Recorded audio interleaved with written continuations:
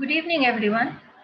As you all already know that from 2nd November your internals are going to start, and for that reason today I am going to revise Unit 1 and Unit 2. So whatever questions will come in your internal will belong to Unit 1 and Unit 2. So in today's session I am going to explain in brief all the topics that I have already explained and what are the important topics that you need to focus more for the internal. Okay. Now let's begin the session. So first of all, in Unit 1 of Human Resource Management, you have the basic meaning, definition of human resource management, and then comes nature of HRM. So in order to understand what HRM actually is, you need to clearly understand what does it mean, how it is defined by various authors, and then the nature of HRM. So nature of HRM explains that HRM is a complex system. HRM is a social system. It is goal oriented, action oriented. It is pervasive in nature. So these different points explain the nature of HRM in detail, the various aspects of HRM, like that complex system or it explains that as HRM is based or it is completely related to management of human resource and understanding human resource and managing them, it's extremely difficult because each and every person is different from another. So this makes the operations, the functions of human resource little bit more complex. So that is one of the point. Then it is a social system because it is completely based on human resource management, procurement, selection, promotion. So each and every element which HRM has is completely related to human resource only. So that's why it is a social system. It is also considered as a separate discipline, as a separate subject of study. So these various points explain in detail about human resource management. So it is also one of the important topics for the internal, and generally also this is one of the most important topics in Unit 1. The next one is function of HRM. So functions here, it is actually divided into two categories: managerial function and operative function. Managerial function is very simple, like that planning, organizing, directing, and controlling. So this is the basic function where HRM means how they plan, how they provide direction, how they control the human resource. So these are the managerial functions. Operative functions are more specific, like whether it is related to compensation, whether it is related to procurement, whether it is related to job analysis, human relations. So it is also divided into various categories, and each and every category or each and every category of operative function has various sub functions also, like selection, recruitment, promotion, placement. These are the various functions which HRM has to execute so that it can manage the workforce of an organization efficiently as well as effectively. So this is also one of the important element of Unit 1, important topic of Unit 1, because it describes each and every functions of human resource management, how it is important from the organizational point of view, and how each and every function is actually operated. So that's why it is also considered to be very important. Okay. The next you have human resource planning. So human resource planning basically means planning the total number of people that are required by an organization, and also what kind of qualities, qualification, skills these people must have in order to become part of the organization, so that on what job they are appointed, and uh, they will be more efficient in doing their job. So this is the human resource planning aspect. Each and every organization has to plan how many number of people are required by the organization, and what qualities, skills, knowledge, qualification, experience they must possess. And from that point of view, every organization require human resource planning, because they need human resource planning to understand what should be the actual size of the organization, how the work needs to be divided, what kind of people are required in the organization. Now future plans of the organization also depend upon human resource planning.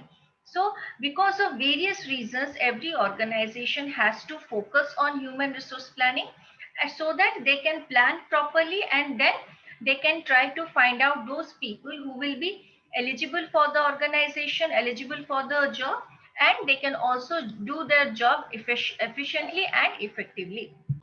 So every organization require human resource planning because of various technological changes, because technology changes on a daily basis, and because of introduction of new technology. They need to hire people who have knowledge related to that kind of technology. So that may be the one reason for the requirement of human resource planning. Then different types of policies are changed by the government. So for that reason also HRP is required. uh, they may not, because of demographic changes, they may not be able to find efficient employee in one area. That's why they have to expand. So it also helps in making plans related to diversification, expansion, and all that. And because of all these reasons, HRP becomes necessary for every organization. The next one is objective. What are the main objectives of of HRP which they are supposed to achieve? Like they need to fill in the vacant positions. They need to plan for expansion and diversification. They need to find out what kind of people are required for the organization. So these are the different objectives. There are many objectives, around 10 to 15 objectives, which HRP needs to achieve so that HRP can properly execute within the organization.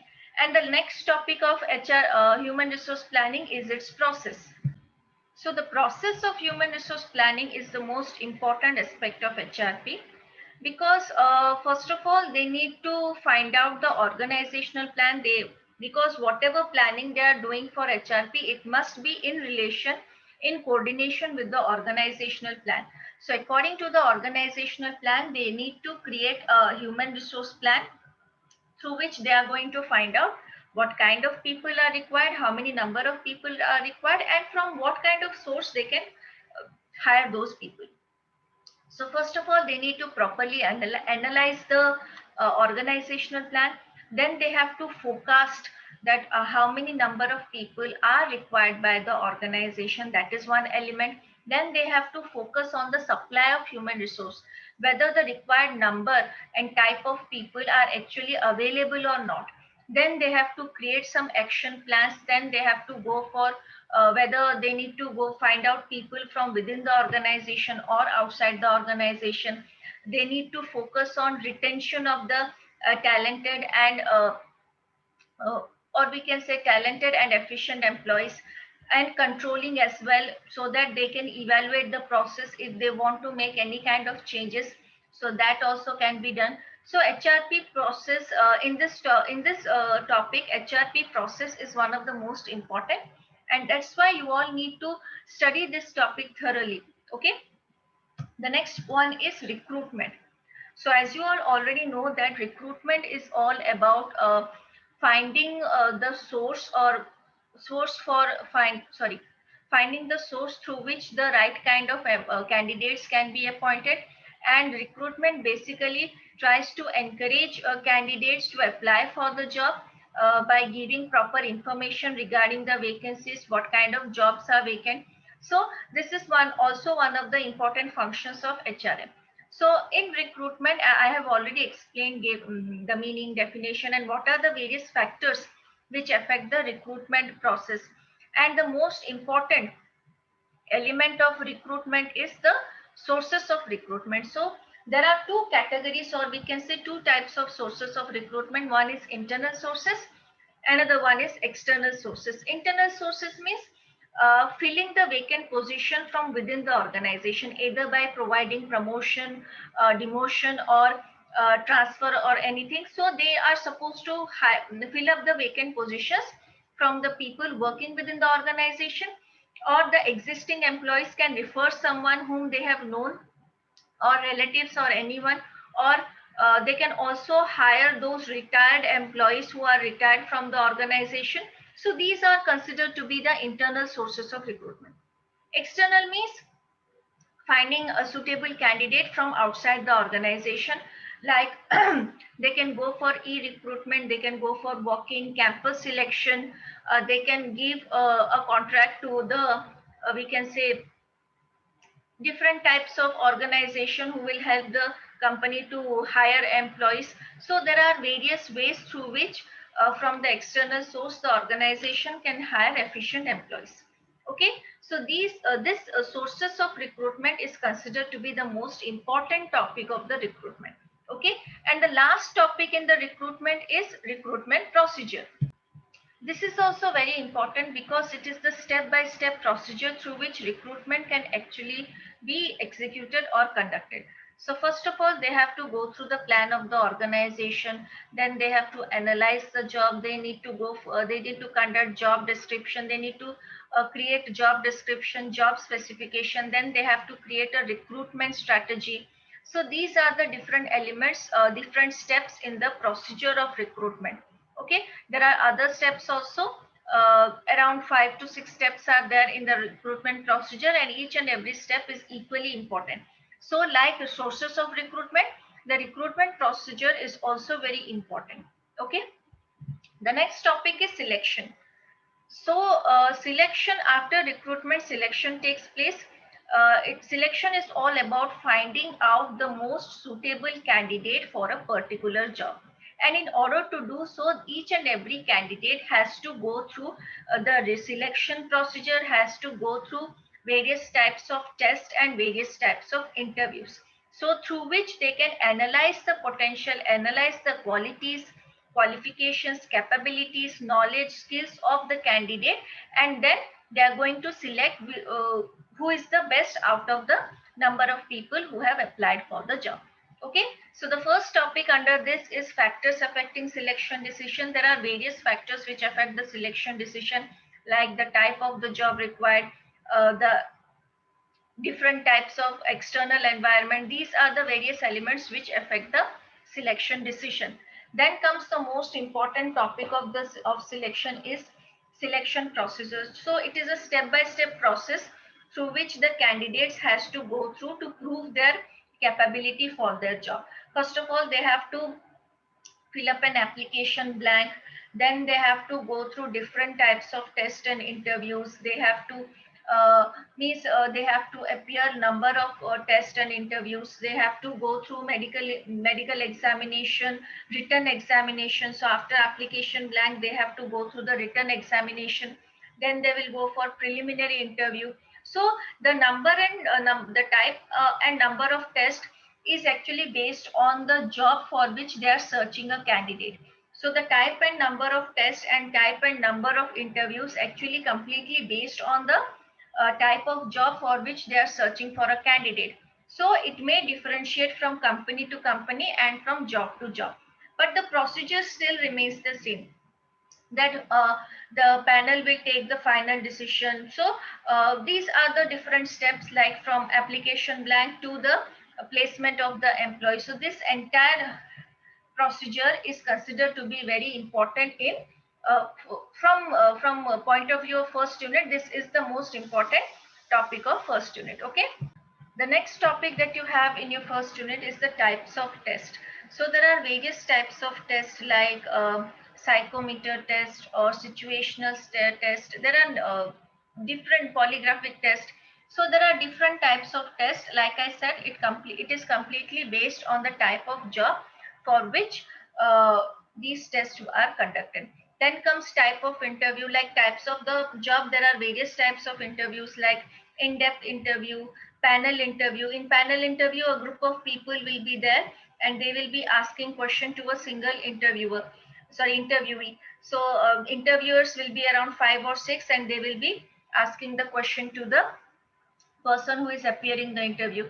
In-depth interview means they will ask the interviewee in detail about the studies that person has gone through, means what kind of studies regarding the knowledge and everything. They will select a topic and they are going to ask in detail about the topic. So like this, there are various types of interviews, and like I said, it is also based on the type of job for which they are searching for the candidate. Then comes importance of selection. Why selection is considered to be very important for the organization? Because selection is very important, because if they choose a wrong person for the job, the work won't be done properly, and it will affect the entire organization if even few number of wrong people are working within the organization or working in the wrong job, working on the wrong job. That's why it is considered to be very important. So each and every step, each and every test and interview has to be conducted properly so that they will find out the right person for the right job. Okay. Then comes what are the features of a good selection procedure. Means what are the features that needs to be considered or needs to be considered important while creating the selection procedure. So a good selection procedure must be created in such a way that it will lead to finding out the best candidate out of a large number of candidates. It will reject a huge number of candidates, and it will also try to find out the best in terms of each and every types of test and interview the person has gone through. And it should not be too complex, because if it is too complex, it will be difficult for the management to properly execute it. The candidates who have applied for job, if the process is too complex, uh, they may not even want to go for an interview or apply for the job. So that's why selection process needs to be very simple, and the basic motive of a proper selection procedure is to find out the best candidate by using different types of test and interview. So like this, there are various features which are extremely essential for a good selection procedure. Okay. So this is all about your first unit. There are basically four topics in first unit, that is human resource management, the basic concept. Then you have human resource planning, recruitment and selection. So each and every topic is equally important.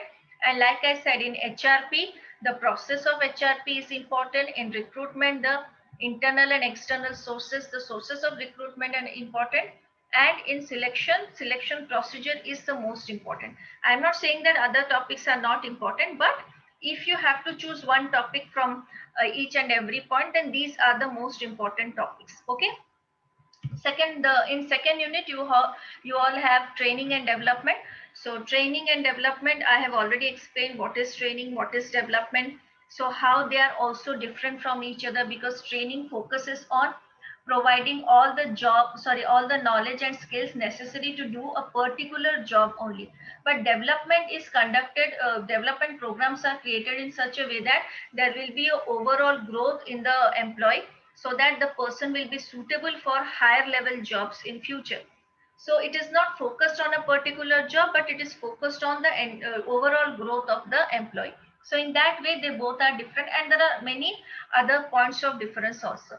And the next one is, like I said, the feature and objectives of training. Features means what are the main features, like providing training on providing knowledge and skills to the employees, training the employees for a particular job, making them efficient for doing their job so that mistakes can be reduced. So these are the various features of training. Objectives means it will help the organization to train the employees so that the people can do their job efficiently without any kind of mistake. The operations of the organization can go on very smoothly. So these are the basic objectives of training. Now, it is also focused on providing means helping the employees to understand and accept the technological changes. It protects the organization from having outdated employees, or they it protects the employees from becoming outdated. Training helps them to increase their knowledge, increase their skills, and there are various other objectives also. And the next one is need for training program. Why organization require training program? First of all, providing proper knowledge and skills related to a particular job, for introducing new types of technological changes or new technologies or within the organization, or any change within the organization. Another point is that if each and every if each and every employee is trained within the organization, the work will be done very smoothly without any mistakes. So like this, there are different reasons because of which training program is considered to be very necessary and important for the organization. Like that, importance of training program is it provides trained employees to the organization. It helps the organization to grow and expand and ultimately achieve its objectives. So like this, there are different points also which makes training extremely necessary for every organization. Because training also reduces the kind of supervision required, less supervision is required. Because of different types of technological changes, training programs are necessary. Because of increase in complexity in the organization, training programs are necessary. Because with more and more companies entering into the same kind of business, and the type of technology they're using, the organization structure, it is becoming more and more complex. So that's why training becomes extremely essential from the organizational point of view. And the last one is training methods and techniques. It is also one of the most important aspects of training. There are two categories of method: on the job and off the job. On the job means after joining the job, while doing the job, training is provided to the employees. Off the job training means after getting a job within an organization, they will be trained in a different area. They will not join the job immediately. They will get the training first and then they will join the job. So these are the two categories of on the job and off the job training. Like in on the job, they have job rotation, apprentice training, mentorship. So these are the different kinds of on the job training. Off the job means lecture method, role playing. So these are also different types of off the job training methods, and both are extremely important from the organizational point of view. And both of them have advantages and disadvantages. So every organization, based on their requirement, based on their capacity of providing training, they can choose any type of method from these many types of methods. Like there are many methods on the job training, and also there are number of methods in off the job training. So every organization can select the type of training method they want to execute or they want to accept. Okay, the next one is HRD intervention. So HRD intervention means HRD means human resource development. Every organization needs to focus on the development of human resource also. And in that aspect, they have introduced HRD. Like there are different areas in which they have to focus in order to develop the human resource properly. Okay. So they need to focus for the purpose of HRD. They need to focus on selection. They need to focus on performance appraisal. They need to plan the careers of the employee, succession planning. So these are the different elements, and there are various other elements also which helps the organization in developing the entire workforce. And then the next topic, you have executive development. Executive means what are the different types of methods which are used for developing the, or we can say for the overall development of the people working on higher position. So that is called executive development. And there are two topics coming under, or there are two topics under this executive development. First one is the important features. What are the important features of executive development, and then the process of executive development. So these features of executive development has that it is a continuous process, long process. It reduces the stress and strain level of the existing employees. It provides guidance, and these are the different features of executive development. How does it help the executives to grow and develop? And the next, like I said, the process of executive development. What is the step-by-step process? So first of all, they need to analyze the present talent, to what extent means the present level of knowledge and talent skills the existing employees have. And then they have to plan a proper development program so that their potentials can be enhanced, their skills can be enhanced. And after doing that, they need to also evaluate the overall program so that in future they can make necessary changes. They can find out whether the existing program was effective or not. If effective, they can continue having the same kind of program, and if it is not that effective, then they can make necessary modifications also. So these are the topics of second unit and first unit. I have just given all the topics which I have discussed, and I have just given brief points, brief explanation of all the topics. As you all already have the videos related to these two units in detail, you can go and watch those videos also for reference. And uh, these are the topics which are extremely important for the internal exam. So if you all have any doubt, you can ask me at any point of time. So that's it for today. We will meet in the next session. Thank you.